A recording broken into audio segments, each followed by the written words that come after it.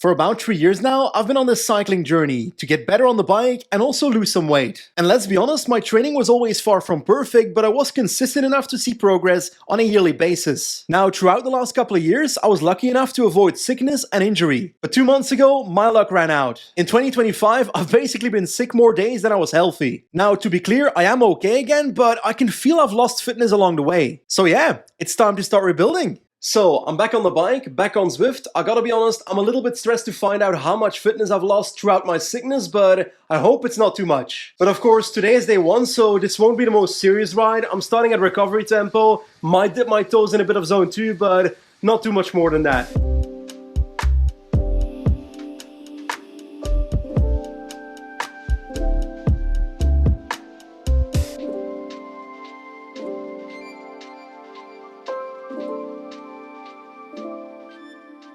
There we go, 33 minutes. Gotta be honest, wasn't super comfortable, but I didn't feel bad either, so I'm actually quite happy about today's ride. And now it's on me to gradually up my volume ride by ride to get back to where I was. So yeah, our journey has begun. Okay, day 2. Yesterday was basically a bit of an unstructured ride, getting used to riding on the bike again, but today is a bit more structured. Basically, endurance, I hope for 1 hour. So yeah, we'll see if I make it.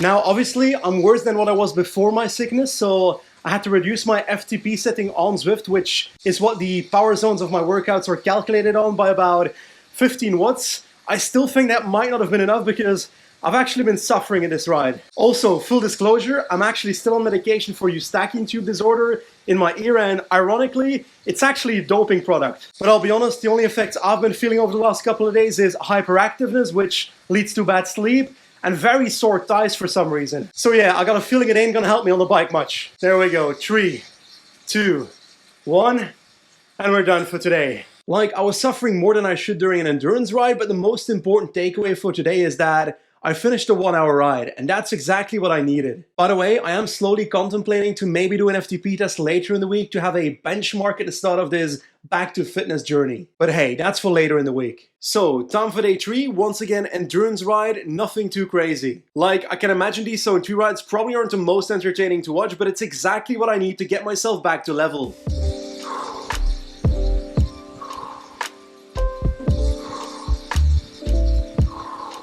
Honestly, compared to the previous day, this ride felt different. I was suffering less and I was enjoying myself. So in the last minute, I decided to go for a small sprint.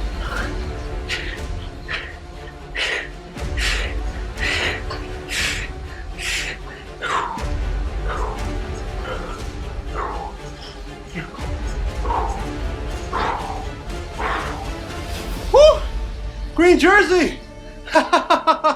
Anyway, I'm still trying to breathe properly again, but a 1 hour endurance ride in the pocket, so a successful day. Now, on day 4, I decided to take it a bit more calmly. 30 minutes at recovery tempo. Because, well, I had mustered a plan for the rest of the week. So, I feel like these last few workouts have brought me to the point where I feel like I'm in the habit of cycling again, which was my first goal. But my journey back to fitness has only just begun, so in the next couple of days I want to do a bit of a benchmark to see what my level is after my sickness, to build from there. And actually, since this year, Zwift has this thing called ZwiftCamp Baseline. Basically a combination of 3 different tests: a sprint test, an attacking test, and an endurance test. So yeah, in the next few days I plan to take those on, hoping that it gives me an idea of what level I am right now. There we go, 30 minutes, short and sweet, we are done for today. Anyway, that felt pretty good, so tomorrow it's time to do some testing. By the way, before we continue, this video is sponsored by Zwift, the go-to training app that makes indoor cycling a lot more enjoyable. And right now they're hosting their first ever sale on the Zwift Ride with Kicker Core. You can get $100 off through the link in the description. And on top of that, make sure to use the code POWERUP to get an additional 5% discount. Very important, use both the link and the code. Anyway, back to the video. So, today's test, our first test, is a sprint test. 34 minutes in total, so not the longest effort, but it includes 3 all-out sprints of 15 seconds, so that's gonna be quite rough.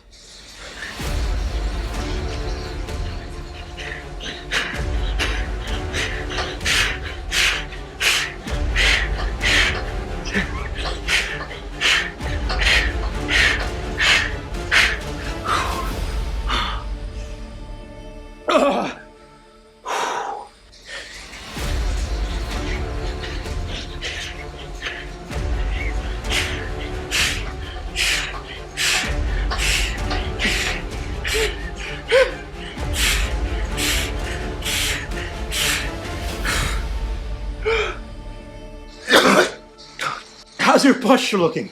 F off.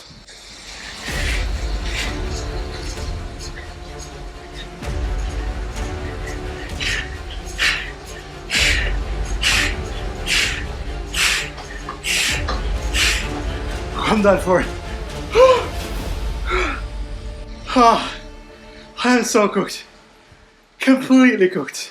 Like, I'm pretty sure my first and my last sprint were the best. The middle one was awful, but I was so cooked after the first one already.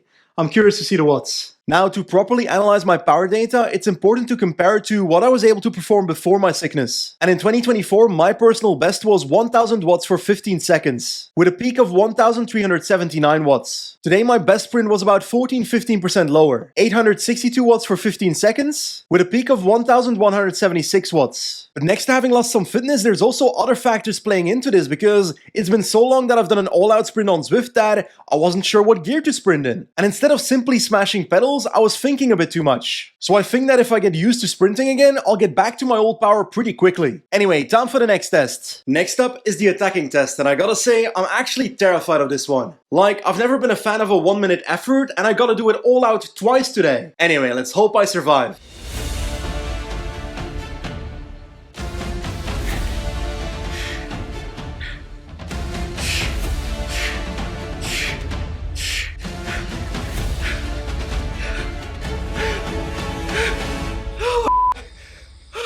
I think I went a little bit too hard at the start there, and in the second half my power just drifted downwards. So if I can start around 400 watts instead of 550, then I should be okay.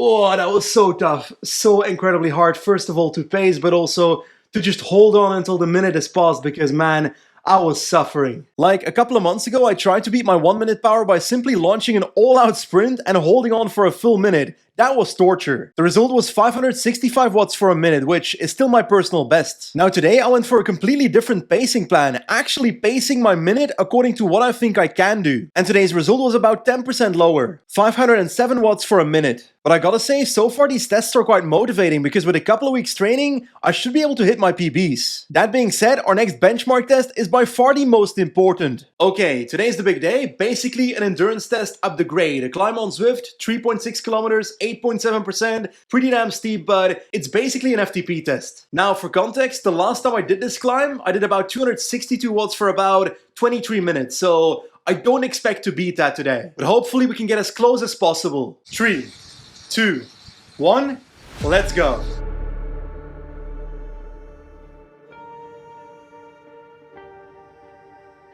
For me, this climb is at least a 20-minute effort, so a good pacing plan is vital. My plan was 235 watts.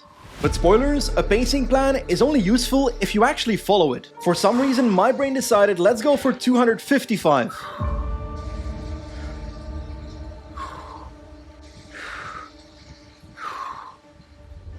Simply said, I started way too hard and I quickly started to regret it. At this point, I was simply trying to hold 230, but even that was a problem.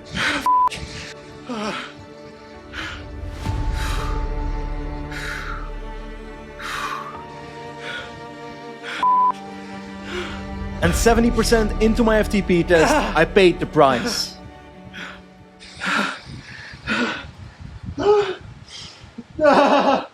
Like, I don't even know what to say. That was really disappointing. Embarrassing, really. I couldn't even finish the climb. I definitely was too confident at the start and overpaced my first half, but even then I should be able to just keep going, you know? Like, I won't lie, I was really disappointed after that test, because usually I use these tests as motivation to get better, but I felt really demotivated after seeing this. But while I definitely lost fitness over the last 2 months, I think I also just bottled this FTP test. From the start, I simply started pacing too high. 255 watts is exactly what I started pacing in my previous FTP test. before I got sick, so it's logical I can't sustain that. Anyway, like I said before, the only way is up, so it's time for me to keep training. If you want to see a couple of training videos in the coming month, definitely drop it in the comment section below and I'll make them. I reckon that could be some fun content. Now quickly, before this video ends, if you're looking for a new cycling kit, check out Sirocco. Their stuff is both qualitative and affordable. You can use code BenjiNasen for a 10% discount. Anyway, as always, thanks for watching.